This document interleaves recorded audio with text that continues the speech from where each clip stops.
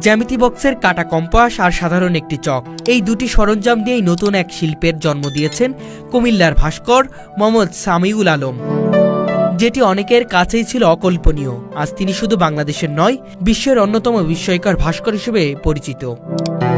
হঠাৎ ঝোঁকের বসে হাতে থাকা কাটা কম্পাস দিয়ে একটি চকে খোদাই করা শুরু করেছিল সামিউল।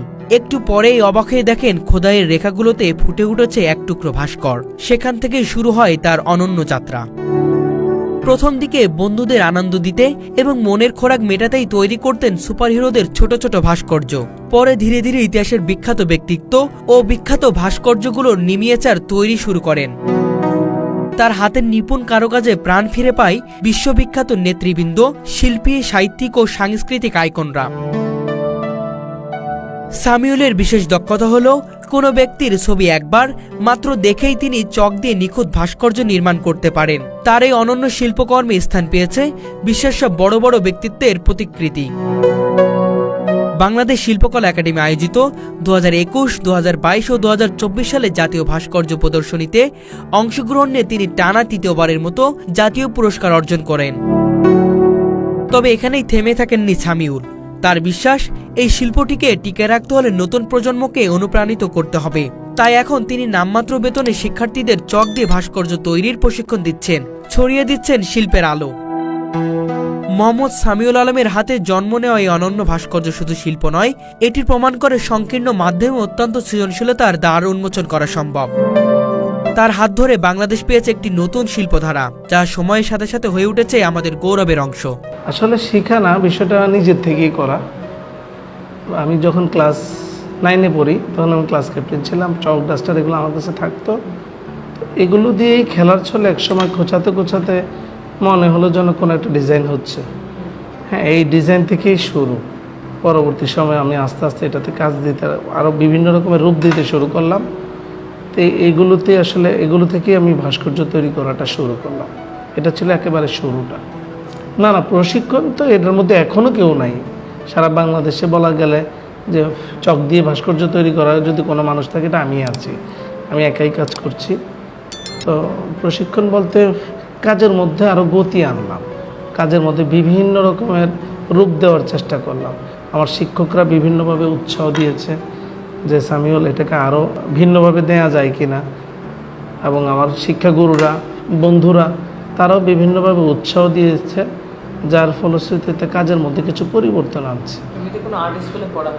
হ্যাঁ, আমার আর্ট স্কুলে পড়া, এই কুমিল্লা আর্ট স্কুল অ্যান্ড কলেজেই কিন্তু আমার আর্ট শেখা শুরু।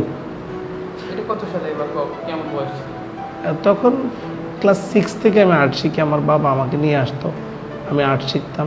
আসলে আর্ট শেখাটা ছিল একটা শখের শিখা, শখ থেকেই পুরো শেখানো। ওটা ছিল শুরু, ছবি আঁকাটা। এই আর্ট স্কুলের শিক্ষকরাই আমার শিক্ষাগুরু। ছোটোবেলা থেকে তাদের কাছে আমি আর্ট শিখেছি। আমার পড়ালেখা শুরুতে ছিল জেনারেল লেখাপড়া। আমি অনার্স মাস্টার্স করি ইকোনমিক্স থেকে, কুমিল্লা ভিক্টোরিয়া কলেজ থেকে ইকোনমিক্সে অনার্স মাস্টার্স করি। যদি এদিকে আরেকটা গল্প আছে, আমি যখন ভর্তি পরীক্ষা দিই তখন একই দিনে ঢাকা আর্ট কলেজের চারুকলা বিভাগে ভর্তি পরীক্ষার সাথে ইকোনমিক্স ডিপার্টমেন্টও, মানে ভিক্টোরিয়া কলেজও ভর্তি পরীক্ষা। তো যে কোনো একটাকে চয়েস করতে হবে। তো তৎকালীন সময় পরিবারও আমাকে ইয়াতে সমর্থন করেছে যে জেনারেল লেখাপড়া, অর্থাৎ ইকোনমিক্সে লেখাপড়া করি। ইকোনমিক্সে লেখাপড়ার পরে আমি চলে যাই।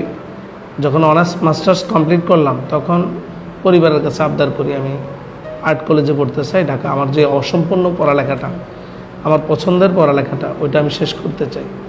পরে চলে আসি ঢাকা আর্ট কলেজে। তো ঢাকা আর্ট কলেজে আমি ওই জায়গায় অনার্স করলাম। এখন আবার মাস্টার্স করতেছি ইউডা থেকে ড্রয়িং অ্যান্ড পেন্টিংয়ের উপর, যেটা ইউনিভার্সিটি অফ অল্টারনেটিভ ডেভেলপমেন্ট থেকে করছি, ড্রয়িং অ্যান্ড পেন্টিংয়ের উপরে। হ্যাঁ, আমি চাকরি করছি এই যে কুমিল্লা কালেক্টর স্কুল অ্যান্ড কলেজে সহকারী শিক্ষক হিসেবে নিয়োজিত আছি অনেক লম্বা সময়, প্রায় 8 বছর ধরে। তাছাড়া কুমিল্লা আর্ট স্কুল অ্যান্ড কলেজেও সহকারী শিক্ষক হিসেবে আছি। তাছাড়া আমার নিজের 2টা প্রতিষ্ঠান আছে, রেইনবো আর্ট ইনস্টিটিউট, ওইগুলো তো বাচ্চাদেরকে নামমাত্র বেতনে আর্ট শেখাই। আমি চাচ্ছি শিল্পচর্চাটা যাতে হয় মানুষের মধ্যে, যাতে শিল্পচর্চাটা, মানুষ যাতে এই টাকার কারণে শিল্পচর্চা যাতে বিঘ্ন না ঘটে, আটকে না থাকে, এটা হচ্ছে আসলে মূল লক্ষ্যটা। না, এটা একেবারেই ভুল ধারণা, অনেকটা রং নম্বর বলা যায় আমাদের মাথায় বা পরিবারের মাথায় ঢুকিয়ে দেওয়া হয়। তখন আমার ফ্যামিলির মাথায় কিন্তু এরকম একটা কিছু ছিল, যার কারণে আমার জেনারেলে পড়ালেখা, যে চারুকলায় পড়ালেখা করলে ছেলেরা নষ্ট হয়ে যায়, তাদের কোনো ফিউচার নাই, হ্যাঁ, ফিউচারটা এলোমেলো হয়ে যায়, এমন ধরনের কিছু ভুল মন্তব্য মানুষের মধ্যে থাকে বা ভুল চিন্তাধারা মানুষ পোষণ করে, যার ফলশ্রুতিতে আসলে এই চারুকলায় শিক্ষাটা ভালোভাবে হয়ে উঠছে না, এবং ভালো ভালো ফ্যামিলির বাচ্চারা অনেক সময় দেখা যায় যে এই শিক্ষা থেকে বঞ্চিত হচ্ছে, পরিবার থেকে বিভিন্ন রকমের সাপোর্ট পাচ্ছে না। আসলে এটা সম্পূর্ণ ভুল ধারণা। এই চারুকলা সেক্টরে বিভিন্ন রকমের জব আছে, তাছাড়া একটা মানুষ তার মেধাটাকে সুন্দরভাবে কাজে লাগায়। বর্তমানে আমাদের একটা বিগত কারিকুলাম ছিল, কারিকুলামে কিন্তু এটার উপরে দারুণ গুরুত্ব দেওয়া হয়েছিল যে একটা শিক্ষার্থী যে চারুকলায় যদি সে পড়ালেখা করতে চায়, তাকে যাতে ওই দিকে ধাবিত করা হয়। জানেন বিভিন্ন রকম ফার্মগুলো আছে আমাদের, বস্ত্রশিল্পে বাংলাদেশ যথেষ্ট অগ্রসর। তো বস্ত্রশিল্প মানে বিভিন্ন রকমের ডিজাইন, নকশা। তো নকশা ডিজাইনাররা কোত্থেকে আসবে? চারুকলায় পড়ালেখা করলেই তো আগামী দিনগুলোতে তারা এটাতে অবদান রাখবে নিঃসন্দেহে। তা আমি আমার দেশের একটা শিল্পকে এগিয়ে নিয়ে যাব, কিন্তু আমার ফার্মে কোনো ডিজাইনার নাই, নকশা ডিজাইন নেই, তো কীভাবে হবে? তখন দেখা যাবে আমার দেশের বাইরে থেকে আমাকে এই কোটি কোটি টাকা খরচ করে ডিজাইনার আনতে হবে, তো এটা আমার দেশের জন্য ক্ষতি। আমি 2014 সালে কুমিল্লা হাই স্কুলে শিক্ষক হিসেবে নিয়োগ ছিলাম আমার নিজের প্রতিষ্ঠানে, ওটাতে। তারপরে কুমিল্লা কালেক্টর স্কুল অ্যান্ড কলেজে 18 সালে নিয়োগ পাই, এবং ওইদিকে বাচ্চাদেরকে এখনও আমি পাঠদান করাই, চারুকলা বিষয়ে আমি শিক্ষকতা করি, বাচ্চাদেরকে এখনও শেখাচ্ছি আন্তরিকতার সাথেই। এবং তাছাড়া কুমিল্লা আর্ট স্কুল অ্যান্ড কলেজও আছি, লম্বা সময় ধরে সময় দিচ্ছি। বিশেষ করে আমার মূল লক্ষ্যটাই হচ্ছে শিল্পচর্চা যাতে তৃণমূল পর্যায়ে চলে যায়। অনেকে দেখা যায় হ্যাঁ আগ্রহী হয়ে ওঠে, অনেকে দেখা যায় অর্থের কারণে, টাকার কারণেও অনেকে মনে করেন যে এই শিল্প শেখানোটা একটা অতিরিক্ত, অর্থাৎ আমাদের মৌলিক যেই লেখাপড়া সাধারণ জেনারেল পড়ালেখার পরে এটার প্রতি গার্ডিয়ানরা খরচ করতে একটু দ্বিধাবোধ করে, অনীহা প্রকাশ করে। তো যার ফলশ্রুতিতে অনেক বাচ্চারা এটা থেকে বঞ্চিত হয়, এই চারুকলা শিক্ষা থেকে। তো এটাকে আসলে অগ্রসর করার জন্য আমার মূল উদ্দেশ্য, যাতে অভিভাবকরা অল্প বেতনে বাচ্চারা চারুকলা শিক্ষাটা নিতে পারে, চারুকলার চর্চা নিতে পারে। যার ফলশ্রুতিতে আমার এই আর্ট স্কুলে সময় দেওয়া, আমার নিজের 2টা প্রতিষ্ঠান আছে, ওইটিতে সময় দিচ্ছি। হ্যাঁ, ইনশাআল্লাহ বাচ্চারা যথেষ্ট আগ্রহী এবং এই বিষয়ে কাজ করছে, লম্বা সময় ধরে কাজ করছে। এবং মজার বিষয় হচ্ছে এই চক শিল্পেও অনেকে এগিয়ে আসছে। দেখা যায় স্কুলে আমি কাজ দেই তাদেরকে, হাতের কাজ বলে একটা কাজ আছে, তো ওই কাজ দিলে বাচ্চারা চক দিয়ে ভাস্কর্য তৈরি করে স্কুলে নিয়ে আসে। তো এটা আসলে আমার জন্য অনেক বড় একটা প্রাপ্তি যে আমার শিক্ষার্থীরা এখনো এগিয়ে আসছে, চক দিয়ে ছোট ছোট মিনিয়েচার ভাস্কর্য করছে।